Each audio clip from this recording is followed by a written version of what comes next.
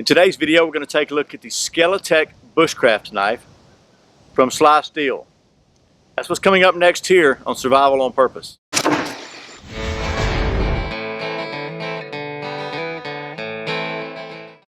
Welcome back to Survival on Purpose, your home for information and gear reviews related to camping, survival, and general preparedness for regular folks.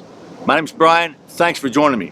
So my buddy John from the Wingman 115 YouTube channel. By the way, if you haven't seen his channel, I'll put a link below. I highly encourage you to check it out. John's a great guy, and he's got some great videos. But he sent me this Slysteel Skeletek Bushcraft knife that we're going to pass along for a few people. And I'm the second person. I think they sent him this to check out, and he sent it to me to check out. So you can see it's been used and slightly abused probably. One thing you'll notice about this knife right off the bat, if you're familiar with knives at all, it looks an awful lot like a Tops knife, and that is because it is made in the USA by Tops knives. And the way that works is that basically folks at Slysteel design their knives and spec them out, and then they outsource the manufacturing to Tops because Tops does such a great job of knives. So this one's going to feature the differentially heat treated blade, which means basically that the edge has got a harder heat treat than the spine, so you can take a little more abuse here. It strengthens the spine, but it gives you a really sharp, nice edge holding capability. So since we are not at the Survival on Purpose Worldwide headquarters, there's no stump around here. Let me take you down to the old picnic tabletop. We'll talk about the specs of this thing real quick, and then we'll get to see how well it does some of that knife stuff. And we are at the old Fatwood farm, so to speak, so we're probably going to check out a little more Fatwood. Okay, so this once again is the Skeletek Bushcraft knife from the folks at Slysteel. This knife features a 4.375-inch blade of 1095 steel with a 4.19-inch cutting edge, and the blade grind is a modified Scandi. The blade finish on this knife is clear Cerakote. It's also available with OD green Cerakote.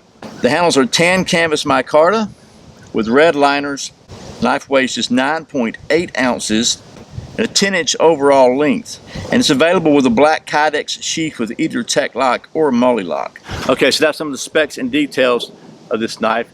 And a couple things I didn't mention is, first of all, it's got this kind of unique ferro rod striking surface here, sort of like the Shango notch that's on the bottom of the Tops bob or fieldcraft knife, but this one's kind of got two sides on it, so we're going to try that out and see how well it works. Also, you notice it has a bow drill divot on both sides of the handle. This one has already been kind of broken in a little bit, and I think as you use these things on most knives, this micarta handle, it gets smoother and smoother. I think John tried to bow drill this. I don't know if he was successful or not. I'm not going to try because I'm horrible at bow drills. It also has a lanyard hole right here. And then something I like about it, it's got some jimping on top, but it is really, really gentle jimping. And so it does not hurt your thumb at all. It's got enough roundness to it that it doesn't hurt your thumb, but it does give you that little extra grip if you need it. This thing has several grip possibilities from my standpoint. If you want to chop, you can. It's got enough of a little swell here. And we're going to try that on some Fatwood over there in a minute. But you can actually hold it, and I think you should be able to get pretty good with 2 or 3 fingers. A pretty good bit of leverage there. It's got enough length, and then you can hold it for really power cutting and power carving. You can actually, you know, get your thumb back there or not and just hold it like this and really get some leverage with it. And for close-up work, it does have this choil, but the choil, unlike some knives, what I like about the choil is it's not just a piece of metal. The handle goes up there, so it's going to give you that comfort and that extra grip area for your finger, as opposed to just being a metal choil in the blade. So it kind of to my mind, if you're going to do a choil, this is the way to do it because you've got that handle there, so you can do some work that might be best suited for smaller knives, but that lets you get some really close-up detail work. We're going to try all that out in just a minute, and then I hope this works better for me than that Shango notch, because I don't like the Shango notch, to be completely honest with you. So you can see it's a full tang, but it's not an extended tang, so you're not going to be pounding on stuff with this too much. I guess you can. You're just going to kind of bang up the handles if you do. Something that I'm not able to show you right now because I don't have the right tools with me, but the handle on this thing is skeletonized, so basically it cuts down on the weight and provides a balance point somewhere about right there, right where the finger choil is. We are not at again, Survival on Purpose Worldwide Headquarters, so balance testing may be a bit of a challenge. And I got to tell you, can I ramble for just for a second? So we are at the exact same spot where I made a video for the Smith & Wesson Tonto camouflage knife that a few weeks back we found the fat wood. And I got to say, I got a comment on that video from somebody. I don't know if they're watching now, because they said they are going to unsubscribe because I was such a horrible example to Boy Scouts everywhere and to the world, because I didn't really build a fire. I set a little bit of fat wood on fire on top of this exact picnic table, and I was very careful with it and brushed it off. It didn't burn but a second.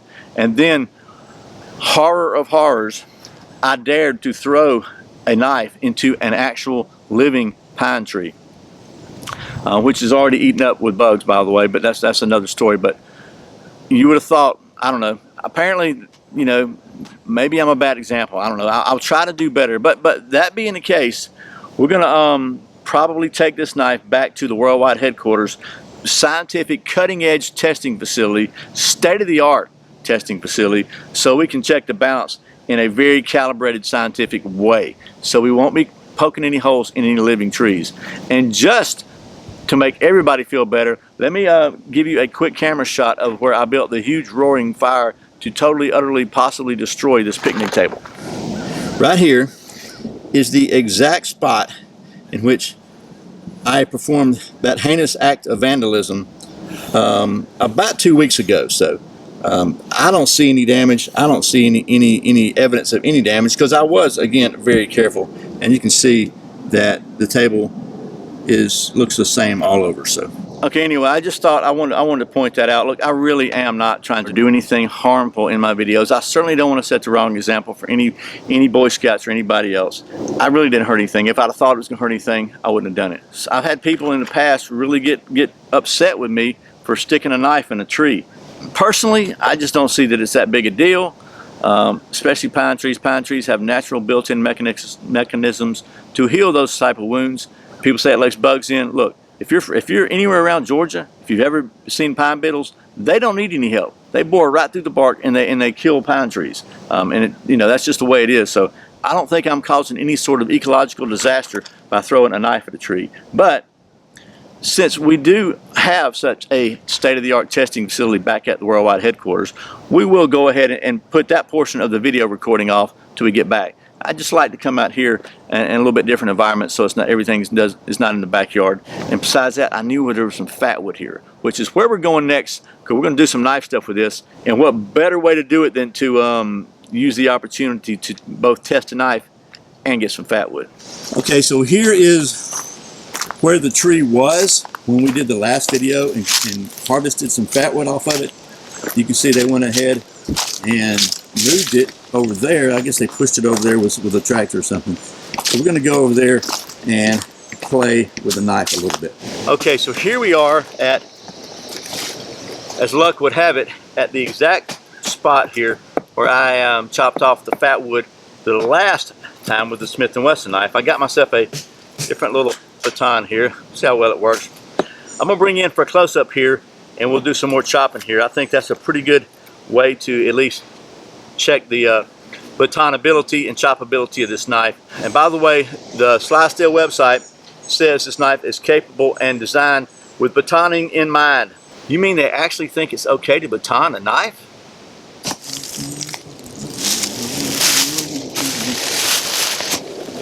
Okay, so first, right, no bark out of the way here.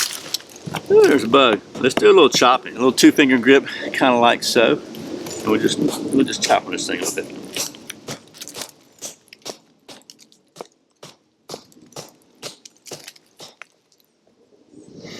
Oh, it smells so good.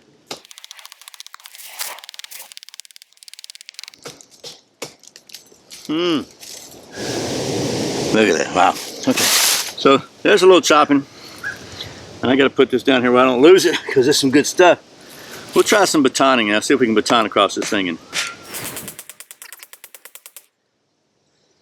Ooh, yeah.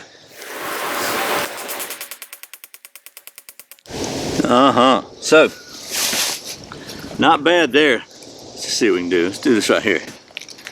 Try a little bit of this stuff. It's not made for prime, but it's a pretty solid blade, so it should be pretty solid for doing a little bit of that digging out. The thing is that get that fat wood is kind of in there.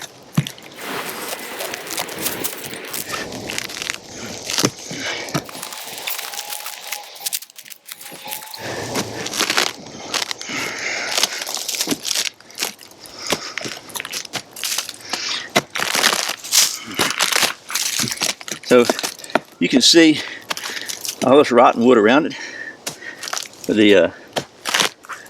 That wood inside is absolutely a nice chunk of this preserved wood inside. It's not rotten. That's the fat wood.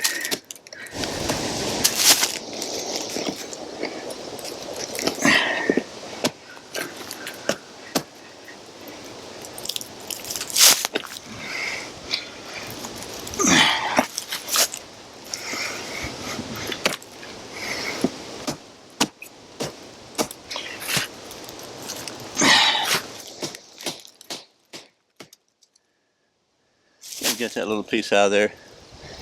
We call this one pretty good. Whew, if you don't think I was working kind of hard, I'm sweating pretty good here. So a couple things. First of all, I was able to chop out these wonderful little chunks of fat wood right here. Honestly, probably it's not the best fat wood gathering tool. A saw is always a lot better for me because you can get larger chunks generally without chopping them to pieces. But this thing did really well. You can see the edge has no damage, and John didn't do anything to the edge to clean it up or whatever since before I got it, but you can see it's just in great. So before we get to doing some more knife stuff with this thing, I'll tell you something I thought was really cool about the knife.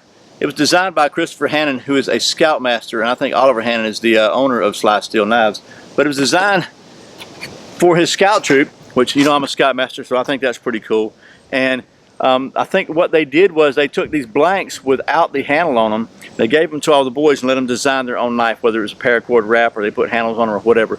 I think that's pretty cool. So just knowing that this was actually designed for a Boy Scout troop, for a Boy Scout knife, man, that's my kind of Scoutmaster, I'll tell you that. So anyway, I'm going to take you down to this old picnic table again. I've got a piece of something. I don't know what it is, but it's hardwood here. We're going to try maybe do some little heavier carving, maybe try to make some feathers, and then we're definitely going to check out this fire steel notch. I promise I won't burn the picnic table down. And then we'll take you back to the old Survival on Purpose Worldwide headquarters, and we'll put this thing through the highly technical balancing testing facility, the balance orientation and rotation device there, and we'll wrap this video up. Whew, man, it's hot. Okay, so this knife has a modified Scandi grind, and Tops does a really good job of that. A lot of their knives do.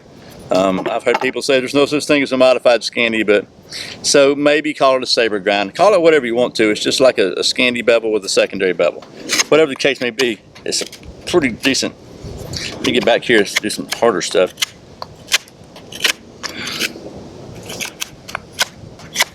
Doing some pretty basic, just general solid whittling, as I would call it, with it. Let me see if I can freehand. I'm really not trying to carve feathers. I'm trying to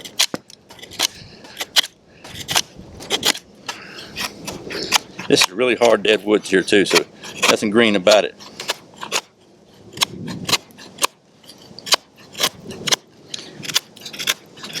I'm putting a lot of force on it, holding it like this. In this regular grip, a lot of force on it. Got mosquitoes trying to eat my ears off. Let's just see if we can. Okay, so pretty good solid stuff there. Let me see if we can make maybe some feathers out of somewhere. Find somewhere to carve some feathers, and we'll try a little bit finer stuff.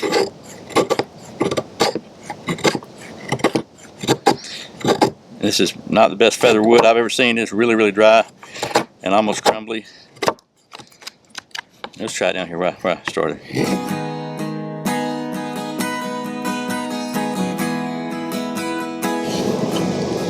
So just to show you these are some really fine little feathers here. You see those. Really good stuff there. We're going to carve that off.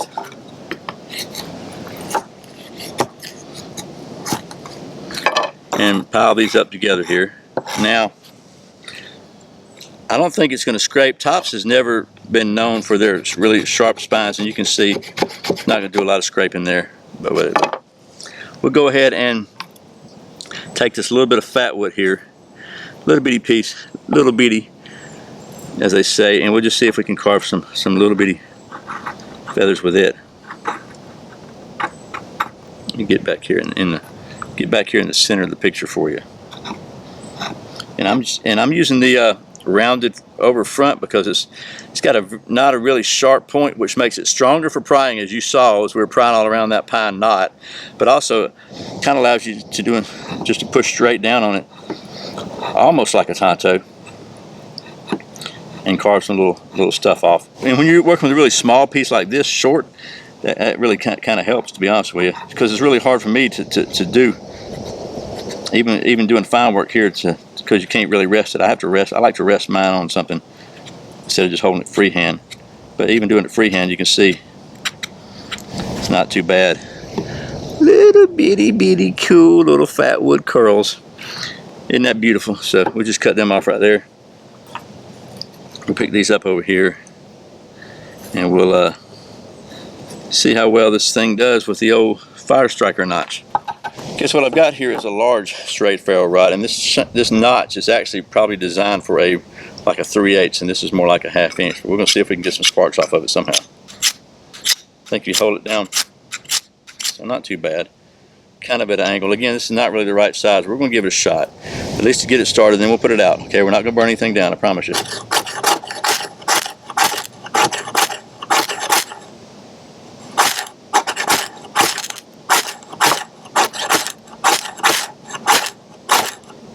Okay, there we go. So we got it going. You can see that. Let it get started, and we'll put it out. And just move it around. We're not going to burn anything up. And bam. Okay. Because you can see no damage to the table. Sweating again. So that was some basic knife stuff with the Slysteel Skeletek Bushcraft knife. And I got to say, I'm really impressed with the performance of this knife so far. Again, we're about to go back to the Survival and Purpose Worldwide headquarters and put this into the testing facility there and check the balance. But so far, my experience with this knife is very, very good. First of all, the notch here, I keep wanting to call it a Shango notch, but it's not. It's just this notch here. It works pretty well with the big ferro rod. I have no doubt that it's going to work really well with a smaller one. And you kind of had to have it at an angle about like that. So instead of, normally I would have the blade away from me like that. Just didn't work very well for me that way, but when you turn it that way, it did okay. Another thing is, if you'll notice this blade profile here, it is very, very thick. And the way this shape is with this, you got a lot of metal here. I was prying the heck out of this on, not just on the rotten log, but into that pine knot that's kind of embedded in the trunk of that tree, trying to see if I could dig it out. I guess it just goes deeper than I'm not able to. Probably the whole core of that thing is solid, but I never once even felt like it was going to even come close to breaking. That's a really, really solid, thick knife. You know, it's a Tops built knife, so it's going to be solid and heavy duty anyway. Very comfortable to use. I like the way they did this finger choil here with the handle wrapping around it. Just really does make it nice when you get up close and tight. And I have high hopes for the balance of this thing, because it appears to be, at least from the initial first look, it appears to be very well balanced. But you know that I am always insist upon the most scientific testing method. So let's do that right now, and we'll wrap this thing up. Okay, so as you can tell, we are now here at Survival and Purpose Worldwide headquarters at our scientific testing facility. We're going to take a look at the balance, orientation, and rotation device here, where we check the balance scientifically on every knife, or at least every fixed blade knife. We usually don't do folders, and just see how well this one stacks up. So,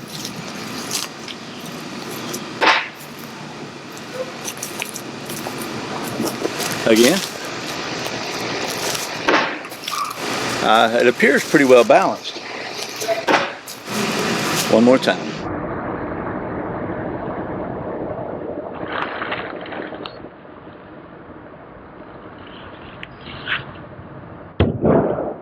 Okay, we're going to call this one balanced. I really like it. I like this finger choil right here, the way that the handle wraps around it. I think it just really does increase the versatility. I like the fact that it's got this gentle jimping, and I like the fact that it's very well balanced. It just does a really good job.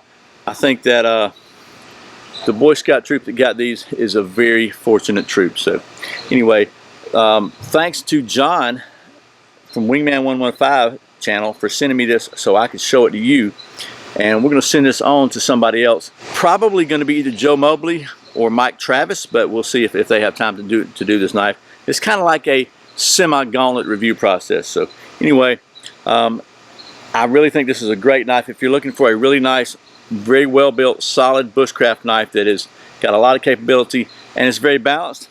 I want to check out the Skeletek Bushcraft knife from the folks at Slysteel, made by Tops Knives. I hope this has been helpful. Thanks for watching. I put out a brand new video every Friday and Saturday, and very often random videos throughout the week. Just click right over here, you can watch another one. If you're not subscribed, please click right down there in the bottom right hand corner and subscribe. I would really appreciate it. Once again, my name's Brian. You're watching Survival on Purpose. Remember, survival's not an accident, so be prepared.